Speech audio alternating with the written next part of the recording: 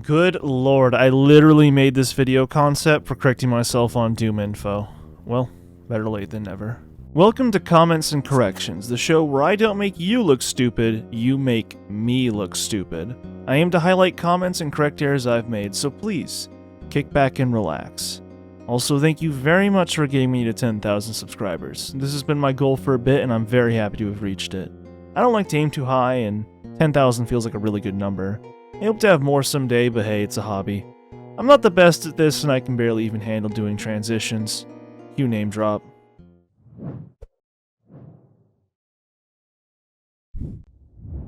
Okay, so let's first establish what I'm covering in this video. For the sake of time, I can't do every Doom video I've made, so I've decided to focus on the old ones first. They are 6 Doom mods you should play, going through Doom World's top 10 infamous mods, 14 years later, and what happened to everyone who worked on Doom.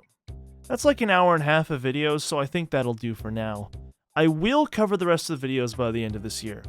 You see the runtime though. Watch this under a blanket and you'll be asleep before it's over. Now starting with comments from 6 Doom mods you should play. Okay, our lucky first contestant is Dave Shotya, who said, "Have you ever played or heard of the Russian Overkill mod? If not, you really should play it. It has weapons that can cause nuclear fallout, pretty much." A, yes, I've heard of Russian Overkill. B, the reason why I didn't put it on this list was because I was only doing total conversions, and Russian Overkill only makes gameplay changes. And C, it is pretty fun though. Now this one's kind of special. James Paddock said, "Thanks for the Adventures of Square mention. We don't do streaming very often though. In fact, we've only done one live Q&A/development session. I'm based in Western Australia too, which is a terrible location for streaming. I might mention to other devs that it might be worth doing another QA session. Again, cheers for the kind words." In my 6 Doom mods you should play again video, I literally talked about how cool I thought James Paddock was, so I was pleasantly surprised to find he had left a comment on the original video. What he's referencing was me bringing up the fact that I saw they had done a stream recently. I figured in the video that this was a regular occurrence, and I guess not. Keep at it, James. Mr. Moo said, "Making that mod pack. You're a real champ." Thank you, Mr. Moo. I got a lot of positive feedback for including a downloadable mod pack with my video that had everything you needed to play the mods. You may have noticed, however, that I did not do that again. Much like avoiding bushes when you know there's bees, I chose the simple method of not making a mod pack to avoid controversy. Apparently there have been cases where mod creators have been mega pissed to have mods included in packs without their consent. Before I made the video, I'd never heard of this happening, and to be fair, no one has ever contacted me about it. But I also don't want to make any enemies in communities I derive a lot of enjoyment from, so I've avoided doing this ever since. Moving on, Mr. Foxhound said, "In the Mega Man one, by original ones, you meant Oil Man and Time Man? Because they're not original characters, they appeared in Mega Man Powered Up for the PSP. My bad. I thought that some of the characters I didn't recognize in Mega Man 8-Bit Deathmatch were fan creations, but I guess not. It has been 5 years since then though, so I wouldn't be surprised if a few fan characters made it in." So with another Mega Man comment, Toastman says, 1009, "You are incorrect. You play as a robot created for tournament fighting called Maestro, a robot master created by an unknown person." So I also mentioned that you play as Mega Man in the game. That's also incorrect. Thank you. Mr. Soji said, "Someone ported Sonic Roboblast 2 to Dreamcast back in the day. It's super messy. It'd be nice if someone fixed it up a bit." This one is true, and I have good news. I think Mr. Soji is referencing a video from 2009. I've got it on screen now. It's rough to say the least, but it does work. After some searching, I found the download for this port from dcemulation.org. The good news is that there are videos as recent as 2021 covering this port, so not all hope is lost. The current version is from 2005 though, so don't get too excited. You can play the fan PC port of Sonic 06 in the meantime. So let's talk about the video now. It's hard, because I can't help but cringe, and I swear my voice used to be of a higher pitch despite me being well past puberty when I made that. I feel like it was a bit mean calling SnapMap a toy. It was a cool idea, but not good enough as a replacement for proper mod support. I mentioned the cringe, right? I definitely didn't give realism a fair shake here. The main benefits of realism are variety and surprise, not my dogshit gameplay and saying it's more violent than Doom. Look at how the corner of this Super Mario 64 footage just stays on screen for several seconds. Kill me. This custom tabbed file browser you see on here is called Clover. I don't use it anymore. I don't remember what I kept in the extra crap folder either. This skull in the background feels weird. It stands out in an odd way. Old Sonic Roboblast 2 footage makes the current game look like a full-on sequel. I said that SRB2 wasn't a response to 3D Sonic games because it came first. Well, not only did I throw up in my mouth when saying the date, that demo release there is from the original 2D version. Ugh. Remember kids, turn your fucking bitrate up in OBS before recording anything with tiles in it. Then I show Adventures of Square and Mega Man 8-Bit Deathmatch, blah blah, they're still good. Let's move on. And yeah, the weird Doom guy heads were supposed to be me. My girlfriend made them for me out of the blue and I wanted to show her that I like them. Let's use that door transition now. Did you notice that I remade it recently? Made it shake a bit. Sorry that the footage didn't change behind it. That's your signal that we're moving on to going through Doom World's top 10 infamous WADs 14 years later. Statistically speaking, if there's anything you're curious about in this video, it'll be this one, as it is by a safe margin the most popular Doom video I've ever made. Before I start with the comments, I need to point out the title for a second. This is Doom World's list, not mine. A lot of the comments I got seemed to honestly believe I was the one that made this, and were commenting to me like I missed something. Then there's the 14 years later part. The list was made in 2003, so none of that Terry Wad stuff is going to be in there. Moving on. Gaming Marine said, the missing textures in the Sky May Be is actually really explainable. The Sky May Be was made for Doom 1/The Ultimate Doom. The missing textures will only appear if you're playing with Doom 2 or Final Doom. Thanks, man. I did test this and it's correct. You're supposed to run it with the original Doom. However, I came across other problems as the Sky May Be was coated with furry black magic and is technically more than just a WAD.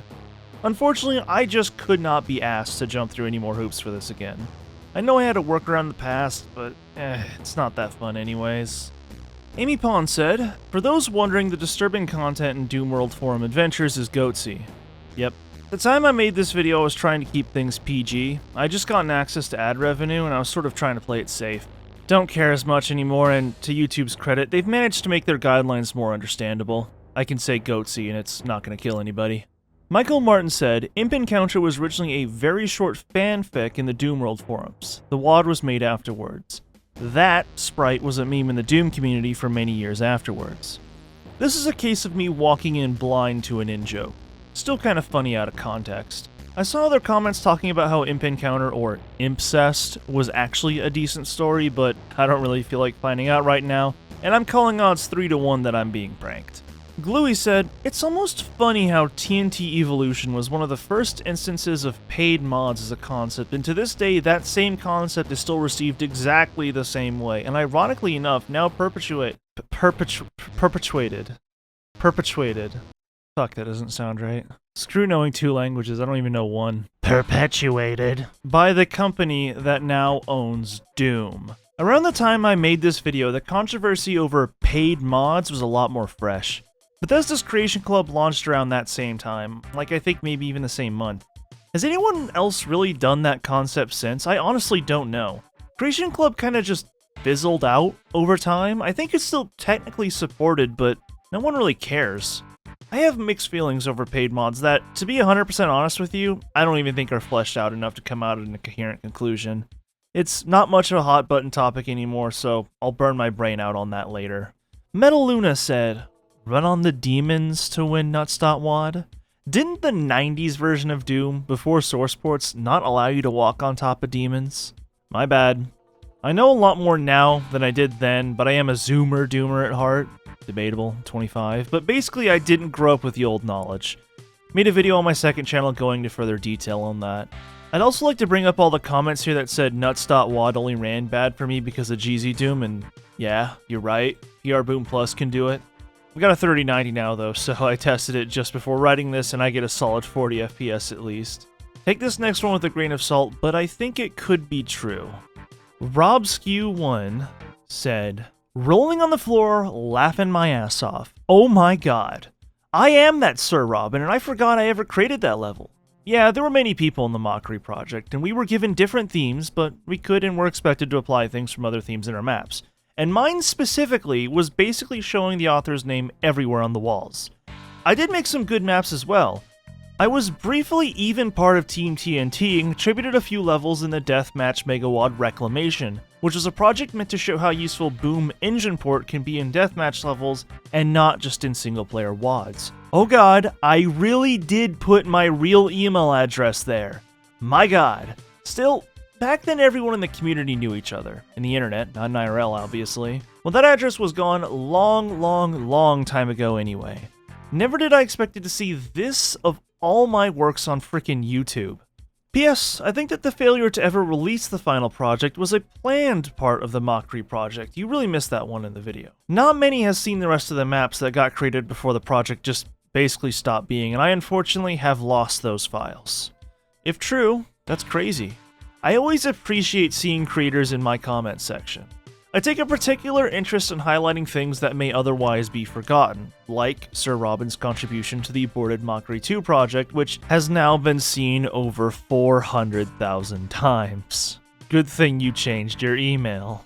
Nezumi said, a proto-furry because of being around since the 90s? The fandom as we know it started in 1980, at a sci-fi convention in response to discussion of the comic magazine Albedo Anthropomorphics. It's been around. We didn't start existing when CSI or something awful started noticing and badly misrepresenting us. I didn't know furries existed until the mid to late 2000s. From everyone I've talked to, they think about the same. So, yes and no. You are correct in your timeline in the sense that furries existed with their name in the 80s. But I'm right in saying that Doug the Eagle was an out there furry before the concept was popular. Linguisha said, hey, I wrote that. So yeah, Ling saw this. One of the most pivotal members of the Doom modding community saw my video, and that's pretty cool. That's not all though. I didn't know it for a bit, but he posted the video to Doom World itself. It wasn't a long thread. User Revenant100 was kinda pissed with me, and I don't necessarily blame him. I appreciate Alex Max's defense. His point that Gothic 99 was primarily infamous for focusing on graphics over actual gameplay is a good correction.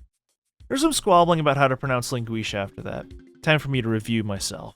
I think I was a bit too negative on the Sky May Be. I mean, I don't enjoy it traditionally, but I mean it is something.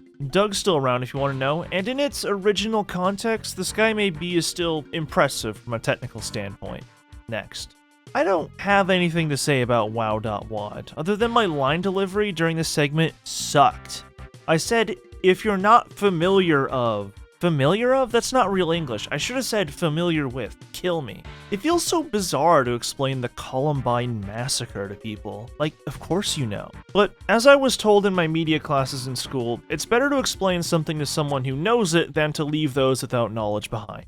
I said Eric Harris was working on a mod called Tier. In reflection, I'm pretty sure given his personality it would have been Tear.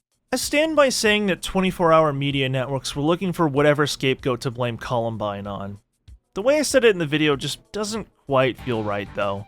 These days I'd have probably included some sources showing how video games don't compel people to violence, but then again, you knew that. No suburban mom is gonna watch this. My audience is like 98% male. If we were living in the 90s, we'd all be watching Beavis and Butthead. We know innately that Doom didn't cause Columbine. Millions of people played Doom, few killed. Just go watch the Action Button review when you have time. Tim Rogers explains it in a pretty well, if kind of obtuse way that only he can pull off. Yes, I know Nuts.wad is being limited by GZ Doom's emphasis on graphics over pure optimization. My new 3090 is enough to brute force it though. I'm sorry for recommending running across the demons. As I've said before and I'll say again, I'm not an authentic Doomer, and I'm gonna stick to my OpenGL enhanced source port. Live with the consequences. I found in comments through the years that some people really hate TNT Evolution. I don't know, I like it. Like, 7 out of 10, I might need to play it again. Why did I say archive like that? I tried to be impartial here, but I really do think it was kind of bullshit to pull Evolution from release just before it was supposed to come out. I really don't know all the details though, so I reserve any serious judgment. I think Gothic 99 legit looks pretty cool. Apologies to Linguisha for calling him out like that. I played 10 sectors after this video and good lord, it's really good. One of my favorite megawads ever. They had strict limitations and the guys that worked on it really found the secret recipe to make that work. Who made Imp Encounter? I don't know. It's listed as anonymous. In the video I take that as a username, but really, maybe it is anonymous. There's so few WADs on the id Games archive credited to anonymous that I thought it could just be one guy. Can't prove it though. God, I still wish I understood Doom Builder. The mockery segment is easily my favorite of this video. The research and things I uncovered for this segment inspired most of what I've done since. I think Sleege, or Sleege, or Slidge is a pretty cool concept. Oblige, whatever, is better of course, but the concept was really fresh back then. Think about it. Think about the Bloodborne Chalice dungeons, or virtually any roguelike game. This sort of level generation has become very popular, and with Sleege we can see the stirrings of a trend we didn't even realize was a trend at the time. I hate to say it, but Wikipedia decided to take down their page on Doomworld. That sucks. Was it really that much of a burden? More Death 2 still hasn't happened, by the way. And that's that. For fun, let's bring down the door again. And we didn't go anywhere. Time for what happened to everyone who worked on Doom. Save the longest for last, starting with the comments. Scratcho said, fun fact, American is in fact McGee's first name given at birth. His mom was a huge hippie. I suppose I should have mentioned this wasn't a nickname, just so used to it I guess. The funniest thing about this comment is that American is now a huge tanky living in Shanghai who spends most of his online presence pretending like China is some great free country, while dancing around their laws to even tell us that because Twitter's banned there. Louis Cypher said, great video and good research. Only correction is that Dave Taylor is passing out on the office floor of The Office because he suffers from 3D-induced motion sickness that some people experience while playing FPS games. The quickest way to overcome this sickness is to ground yourself and stabilize on the floor. This fact is clearly stated in the Masters of Doom book, which I wholeheartedly recommend to any Doom fan. Thank you. I don't have much to add, but I appreciate the correction. Alex said, id Software really had an all-star team back in the day. A lot of these people have done some huge things for the game industry, it's nuts. And I too would really like to know more about Sean Green's Tibetan monk excursion. As I implied in the video, I never really had much faith in him becoming a Tibetan monk. I found his LinkedIn and he's currently working at Ergata. They make a smart rowing machine. Escalation Studios, which he helped found, is now just a Bethesda sports studio. They're working on Starfield. This next one's really cool. Bazhound said, correction on Bobby Prince. His time as a lawyer didn't actually give him any ideas on how he could get around copyright laws. The tracks based on existing songs were labeled UN for Use Not, and he actually expected id Software to get sued soon after Doom release because they used them anyways. I'm putting the link in the description, so that's certainly something to learn. So the story went that John Romero gave Bobby Prince a lot of music to use as reference for Doom's soundtrack. As practice, Bobby covered some of it, marked it as Do Not Use, and they ended up using the tracks anyways. So Doom, somehow, despite all of its success, managed to dodge lawsuits by both the Red Cross and the RIAA. If that doesn't make Doom an all-time classic, I don't know what will. Apocalyptic Pioneers said, the only person I can confirm is deceased. John Dr. Sleep Anderson died in April of the year this video was uploaded from pneumonia. The reason I said, the only person I can confirm is deceased in reference to Don Ivan Poonchats was I was worried that someone else could have passed and I wouldn't have known. I was right. It was on September 7th, 2018, a month after my video came out, that someone going by the username Fraulein created an account on Doomworld to confirm that he had passed in April. They were able to prove their identity somewhat, and Linguisha trusted them, so I will too. Rest in peace, John Anderson. Thank you for your contributions to the Doom community, as well as your work on Blood, one of my favorite games ever. Now moving to a different tone, 610 said, LSU Shreveport? Lol? Shreveport. There you go. I don't know why I said it like that, but I did. Loogie D1XD1 with a William Shakespeare profile picture said 852 to 1016. The last game at id which he had directed was Rage 2, after which he left the studio. Just to update this information, obviously you could not know that given the fact that this video was released back in 2018. Tim Willits is now the Chief Creative Officer at Saber Interactive. He's got a lot of guys under him now, as Saber is more of a conglomerate of studios than something in one location. One of those studios is 3D Realms, funny enough. Steven Iselin said, correction, the Paul Radek shown at 18 minutes is a different Paul Radek who works with Campus IT at the University of Arizona. My bad. Sorry, Arizonan Paul Radek. Since the video has come out, Doom's Paul Radek has updated his profile picture on LinkedIn. So, here you go. That's him. So before we get to this last part of the video, I want to say something I cannot prove, but I swear happened. You don't have to believe me on this, but when it happened, it was a big deal for me, and well, damn it, I should have taken a screenshot. I swear Gregor Poonchats left a comment on the video. The model guy from the original Doom games. The very man that physically crafted the Spider Mastermind, the Archvile, and more noticed my video. I think he said great video, and then mentioned he had updated his IMDb. It definitely needed some upkeep. Again, I can't prove this, and that sucks, but I swear it happened. Unrelated though, his YouTube channel has started to get some updates. He's still under 1,000 subs, but he's got some really good videos about Doom in the last year. Seems to have a pro movie guy for a friend who's helping him with them. If you like what I do, check these out. They're straight from the source. Moving on now. The presentation in this video could use a lot of work. Like the vast majority of this video is a heavy Gaussian blur. Would you believe me if I told you that Donna Jackson is still at id Software? According to her LinkedIn, she still is. 29 years and counting. Thanks to Mike Wilson and Jay Wilbur's inclusions in this video, I learned just how small the games industry really is. Mike Wilson executive produced Fall Guys, and Jay Wilbur had a similar role for Fortnite. Mike's come a long way since that Daikatana ad. How common is it for someone to go uncredited in a game if they left before it was done? Like, we all know Tom Hall worked on this game, but the game won't tell us that. The phrase cult classic was super overused here, but it turns out a lot of these guys would end up working on lesser known but well received games. Good lord, remember Quake Champions? I believed in that game so hard. During the beta on the Bethesda launcher, I put in like 60 hours, but it had some weird bugs that caused critical stuttering once it came to Steam, and I gave up. Then, by the time I came back, only the sweatiest players remained. The funniest thing about it is that they're still calling it early access on Steam. Update on Bobby Prince, he beat the cancer. The original business guy, Mark Rhine, I think it's pronounced Mark Rain. God, do you see the bitrate in most of this video? This was before I really understood how that worked and how to set it high enough in OBS. Sorry about that. Sandy Peterson is no longer at Chaosium. These days he has his own YouTube channel. Sometimes he talks about Doom. As of now, Kevin Cloud is the only member of id's Doom dev team to still be at id Software. It's 2022 and we still have no news on Blackroom. Romero Games is going strong though, and we have Sigil at least. I would say odds are pretty high Romero Games will make a not Doom-based FPS someday. Buying a Gen 1 Acura NSX isn't being eccentric, it's being unbelievably based. I worded this section poorly. I truly believe the NSX was the best looking car of the 90s, and he had great taste.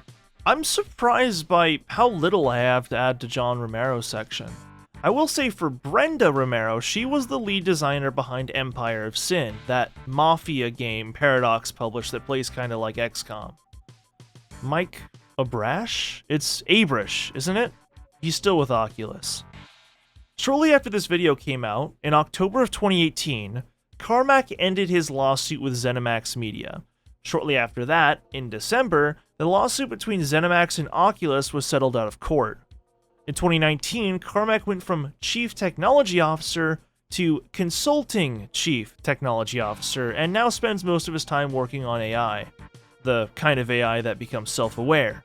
When the machines kill us all, you can thank John Carmack for that. So that's it. You're gonna have to tab back to this and pick a different video.